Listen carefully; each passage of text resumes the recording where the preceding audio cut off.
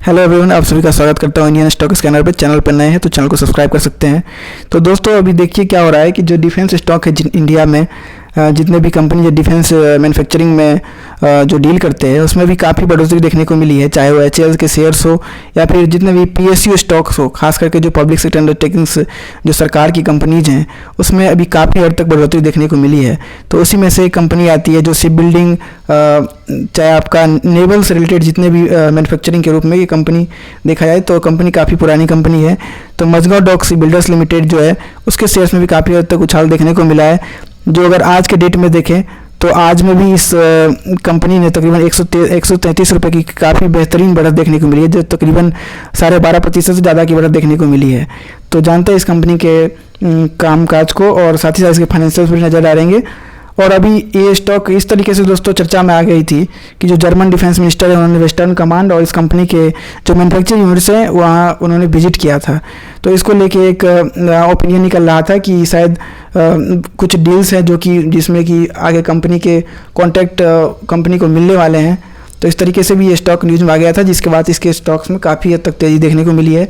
तो आइए जानते हैं इसके कामकाज को और फाइनेंशियल्स पर भी नज़र डालेंगे। तो देखिए, ये कंपनी जो है तकरीबन 18वीं सेंचुरी से ये कंपनी का इस्टेब्लिशमेंट देखा जा रहा है।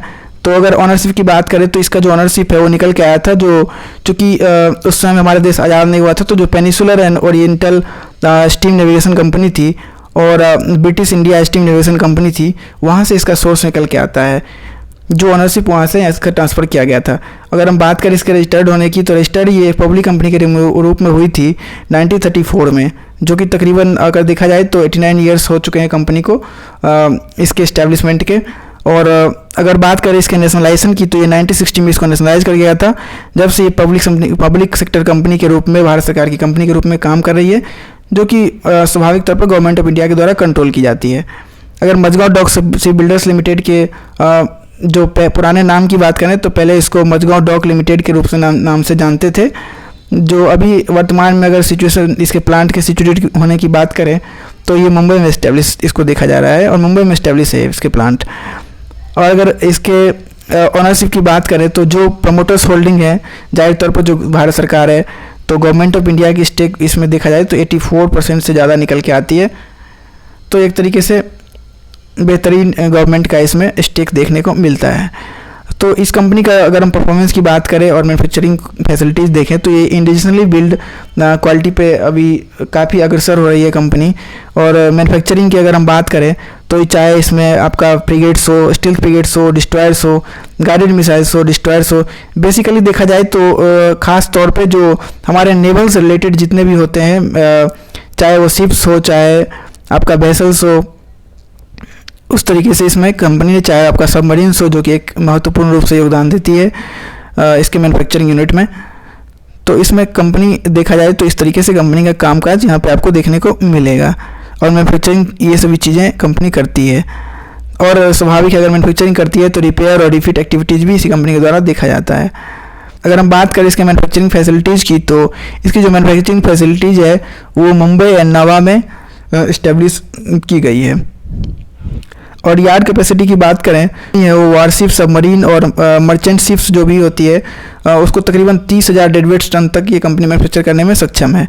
साथ ही साथ अगर ऑयल एक्सप्लोटेशन के दौरान जो भी मशीनरीज वगैरह होती है उसमें भी कंपनी बनाने में सक्षम देखने को मिल रही है। कुछ इसके जो नेवल प्रोजेक्ट हैं जो काफ़ी अगर हम बात करें नेवल से रिलेटेड प्रोजेक्ट है तो उसमें देखा जाए तो विशाखापत्तनम क्लास डिस्ट्रॉयर्स जो है, नागरी क्लास फ्रिगेट्स है, गोदावरी क्लास है, खुखड़ी है, आपका दिल्ली क्लास है, चाहे फिर शिवालिक क्लास हो या फिर कोलकाता क्लास डिस्ट्रॉयर्स हो या फिर आपका नीलगिरी क्लास हो, फ्रिगेट्स हो, कोस्ट गार्ड वेसल्स हो, फ्लोटिंग पुलिस स्टेशन हो या शिशुमार क्लास सबमरीन्स हो या फिर करवली क्लास सबमरीन्स हो।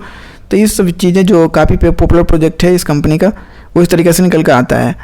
अगर हम बात करें, देखिए यहाँ पे एक तस्वीर के माध्यम से देखने को मिल रहा है, नेवल शिप्स हो, चाहे सबमरीन्स हो या फिर नेवल ऑक्सिलरी वेसल्स हो या फिर आपका डिजाइंस हो, इस तरीके से आपको देखने को मिल जाएगा। इसका काफ़ी एक देखा जाए तो काफ़ी बड़ा ही मार्केट बेस देखने को मिलता है, चाहे फेरीस हो, कार्गो वेसल्स हो या फिर एआई प्रोडक्ट में हो।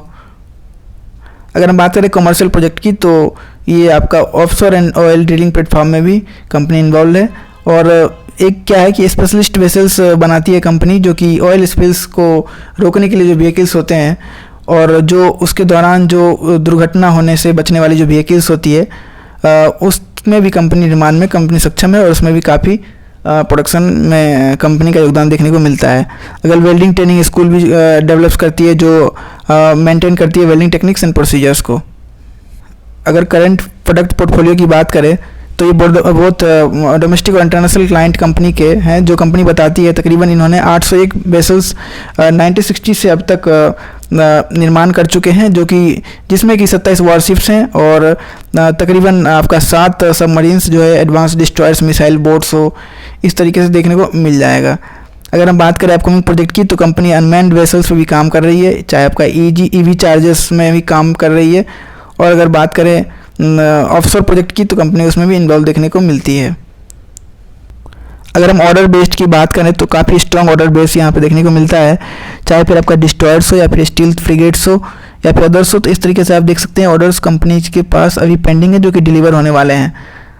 तो अभी वर्तमान में यदि देखा जाए ऑर्डर बेस अगर तकरीबन देखा जाए तो 38,000 करोड़ से ऊपर का निकल के यहाँ पे आता है।